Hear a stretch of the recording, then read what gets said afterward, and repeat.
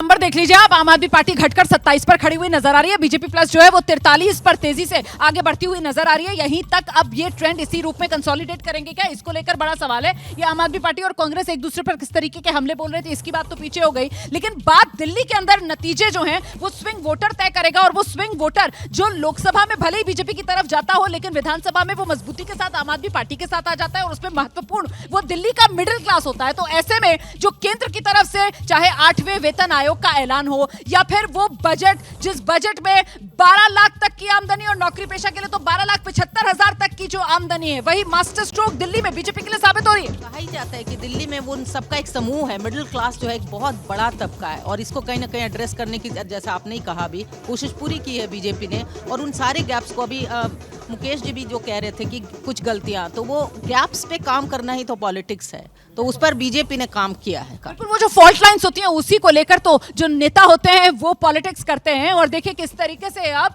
जानकारी मिल रही है, 17 सीट ऐसी हैं जहां पर बीजेपी जो है वो 5,000 वोटों से बढ़त बनाए हुए है। 17 सीटें हैं ऐसी। ताजा स्कोर आपके सामने है, बीजेपी 43 पर है, आम आदमी पार्टी 27 पर है। और अब आप ये मानकर चलिए कि 2.5 घंटा गिनती का हो रहा है। कमोबेश तस्वीर अब इसी तरीके की रहने वाली है। बहुत बड़ा कोई उलटफेर नहीं होगा। अब तो देखना ये दिलचस्प होगा कि आखिरकार वो जीत का फासला, वो जीत का अंतर किस रूप में कितना रहता है। मामला नजदीकी आम आदमी पार्टी या बीजेपी के बीच बनता है, या फिर वो बड़ी सुनामी बीजेपी की आती है क्या, क्योंकि 70 विधानसभा सीटें हैं और इनमें से बहुत सी सीटें ऐसी हैं जिसको लेकर लगातार लोग कह रहे हैं कि मामला बहुत करीबी और बहुत देर तक तस्वीर साफ हो पाती है। इस बीच जश्न की तस्वीरें आने लगी हैं। बिलाल हमारे सहयोगी वहीं पर हैं। अभी तक तो बैंड आप बजते हुए देख रहे थे, अब जरा ढोल की धुन सुनिए।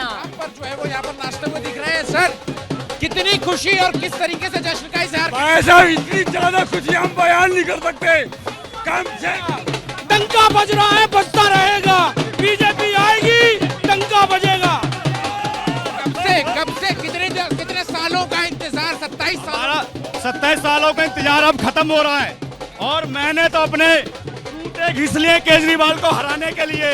दिल्ली में 2 महीने से घूम रहा हूँ केजरीवाल जी को हराने के लिए।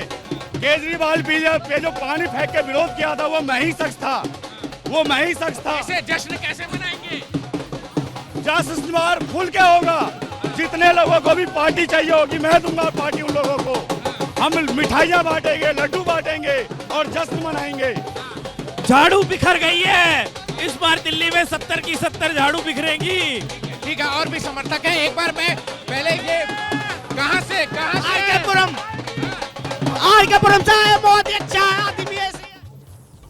तो लीजिए देखिए किस तरीके का जश्न बीजेपी के खेमे में मन रहा है। अब तो ढोल बज रहा है और इससे पहले बैंड जो था वो खुशी वाला बीजेपी के दफ्तर में बज रहा था। मुझसे आदेश रावल पूछ रहे थे कि बैंड किसका बजा, तो बैंड जो है वो खुशी वाला बजा था। आदेश, मैं बता दूं आपको। और ढोल जो है वो भी बीजेपी दफ्तर में बज रहा है, क्योंकि बीजेपी के खाते में अभी 43 सीटें जाती हुई नजर आ रही है। और देखिए चुनाव आयोग में भी सभी 70 की 70 विधानसभा सीटों के रुझान आ चुके हैं। चुनाव आयोग में शुरुआती रुझानों के मुताबिक बीजेपी प्लस 43 पर, आम आदमी पार्टी 27 पर, मतलब कंफर्टेबल बहुमत का आंकड़ा 36 वाला दिल्ली विधानसभा का, उसको पार करके बीजेपी 43 के आंकड़े पर खड़ी हुई है। और आम आदमी पार्टी जो है वो 27 पर है। झाड़ू के तिनके बिखर गए। मैंने अभी सुना एक बीजेपी समर्थक कह रहा था।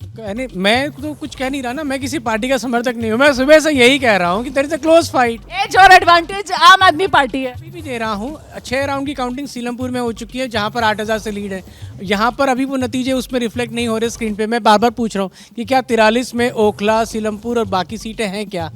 तो मैं आपसे बस वही पूछना चाह रहा हूँ कि क्या वो आपने कंसीडर की हैं 43 में, उसमें वो सीटें हैं या चुनाव आयोग के हिसाब से चल रहा है अभी। तो चुनाव आयोग की वेबसाइट में जिस तरीके का अपडेट होगा वही यहाँ पर नंबर में आप देख रहे हैं, क्योंकि चुनाव आयोग ने ये अपडेट कर दिया है। सभी 70 की 70 विधानसभा सीटें, जिसमें बीजेपी प्लस के खाते में 43 वो सीट आप देख रहे हैं, और आम आदमी पार्टी के खाते में 27 सीट। आदेश, फुल जो कह रहे हैं ना, मुस्तफाबाद और ओखला सीट, वहाँ पे ओवैसी के जो कैंडिडेट है उनको इतना वोट पड़ गया है कि वहाँ बीजेपी जीत जाएगी। ठीक है, तो आप उसको इसमें गिन लीजिए भाई साहब। पहली बात तो ये। दूसरी बात जो मेगा बोल रही थी कि राहुल गांधी, प्रियंका गांधी के ने जो कैंपेन किया वो अरविंद केजरीवाल के खिलाफ किया, उसका कारण है दरअसल पंजाब, दिल्ली, हरियाणा, गुजरात, जहाँ जहाँ आम आदमी पार्टी जाती है उसका सीधा फायदा बीजेपी को मिलता है और नुकसान होता है कांग्रेस पार्टी को। तो ये उनकी स्ट्रैटेजी थी कि हमें सत्तारूढ़ पार्टी के खिलाफ जाके चुनाव लड़ना है और अपना खोया हुआ वोट वापस पाना है, जितना भी हम पा सकें।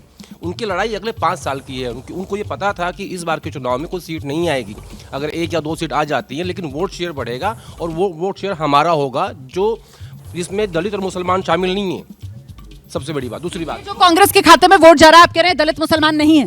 क्योंकि मुसलमानों को ये बात पता थी कि जो बीजेपी को हराएगा हम उसको वोट देंगे, और वो अरविंद केजरीवाल है। इसलिए जो मेजर चंक है 90% वोट मुसलमानों का, वो अरविंद के पास गया है। मुझे ऐसा लगता है, जरा सा प्रोफेसर चंद्रचूड़ का हम रुख करेंगे, और लगातार चुनाव की कवरेज में जब हम साथ रहते हैं तो तेलंगाना से लेकर कर्नाटक तक हमने देखा किस तरीके से जो मुस्लिम वोट था वो रीजनल पार्टी के मुकाबले कांग्रेस की तरफ शिफ्ट हुआ। इसीलिए कर्नाटक में कांग्रेस की जीत और इसीलिए तेलंगाना के अंदर कांग्रेस की जीत। यहाँ रीजनल पार्टी दिल्ली के अंदर आम आदमी पार्टी अब तो राष्ट्रीय पार्टी का दर्जा हासिल हो चुका है, तो दिल्ली का मुसलमान जो है वो कांग्रेस की बजाय आम आदमी पार्टी की तरफ जा रहा है। देखिए, बेसिक आइडिया ये लगता है अभी जो मोटे तौर पर पता चलता है कि जो मुसलमान का जो वोटर होता है या मुस्लिम वोट जो होता है वो दरअसल उस पार्टी की तरफ ज़्यादा झुका होता है जो उसके परसेप्शन में लगता है कि भारतीय जनता पार्टी को मात दे सकता है। लेकिन सर मैं ये सवाल इसलिए पूछ रही हूँ क्योंकि मुझे लगता है, जरा आशीष के पास मैं आ जाऊँ। आशीष, जो 2020 के अंदर दिल्ली के अंदर दंगे हुए और हमने देखा कितने मुस्लिम ऐसे लोग सामने निकल कर आए जिनकी अरविंद केजरीवाल से शिकायत तो इस बात तक को लेकर हुई कि साहब जो ओखला की सीट है, जो सीलमपुर की सीट है, वहां पर तो हमने देखा नहीं अरविंद केजरीवाल आए हो प्रचार।